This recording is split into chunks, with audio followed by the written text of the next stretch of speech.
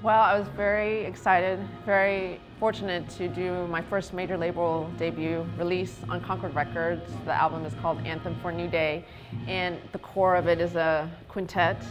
And it's hard, you know, it's been hard for me to have a consistent personnel in the band, but the folks on this album, we had been workshopping the music for a while. It's Seamus Blake on tenor and soprano saxophone, Ingrid Jensen on trumpet, Ruben Rogers on bass, and Obed Calvier on drums. And I'm really proud of this record because I feel like in some ways it sums up the musical just struggles and experiences I've been grappling with for the past for the past 5 to 7 years, and also just where I'm headed. It's a glimpse forward.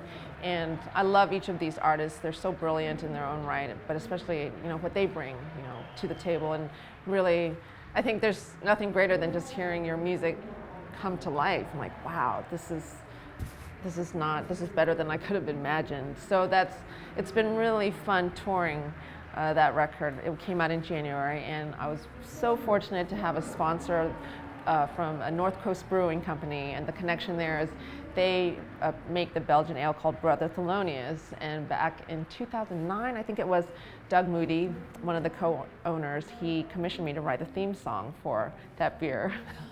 And I've called it Brother Thelonious too, and that just happened to lead off the record. That was Concord's, Chris Dunn, my contact, he's a whiz with the album order because I had given him the song order. He's like, oh, Helen, let me have it for a weekend, and he did, and he came up, bam, and that was it. So I was really excited, very thankful that Doug was interested in sponsoring the CD tour, and it was a really fun thing because a lot of the venues I played at served Brother Thelonious, so it was a perfect tie-in just to share with folks what they do. I mean, I really think more companies should be run the way North Coast Brewing is run, because they really believe that art and commerce can work together to benefit the local community, and from there the world. And I think by next year they will have donated over $1 million to the Monk Institute to support jazz education. So, you know, being a graduate of the program, it was a perfect fit. And it's just too bad I don't really drink beer. But you know, they made it possible for me to tour the quintet and to bring the music in its complete form. So I'm just so fortunate and really happy to know them and work with them and help support them in whatever way I can.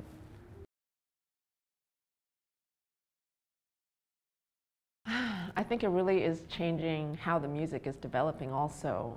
And for just in my experience, unless you have work day after day, week after week, it's almost impossible to keep a consistent band.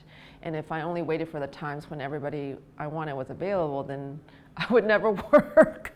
So that's, I think, something my generation has to deal with. And in the face of that, how can we continue moving the music forward? Because, you know, there really is no shortcut. A band has to play together to sound like a band. But now it's like, when I work as a sideman, I feel like, you know, you don't have the luxury of a week to work yourself into the music. You have to come playing the first day, the only day sometimes. So I think that's something, you know, that's a skill that we have to have. But then as a band leader, how do you continue the focus of elevating the music each time, even if it's with different people? And I think that's a very interesting circumstance, and I'm, you know, I speak about it with my fellow colleagues, and I'm interested to see maybe 5, 10 years down the line, the full impact of that. What is that going to look like? What is it going to sound like?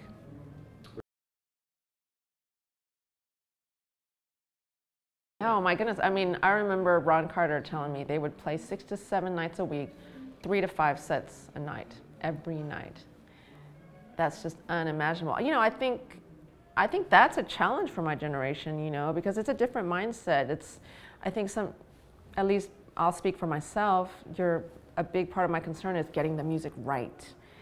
And I have a suspicion that back then it's like, where can we take the music? It's not about getting the music right, because they had the months to work on it. So that's something I always want to keep in mind, and just to, as much as I can, want to always, I call it elevating the music, moving the music forward. That's what the master told us, that's what you need to do. So yeah, that's just another huge benefit of having learned under that generation, which is passing, you know, when I was at the Monk Institute.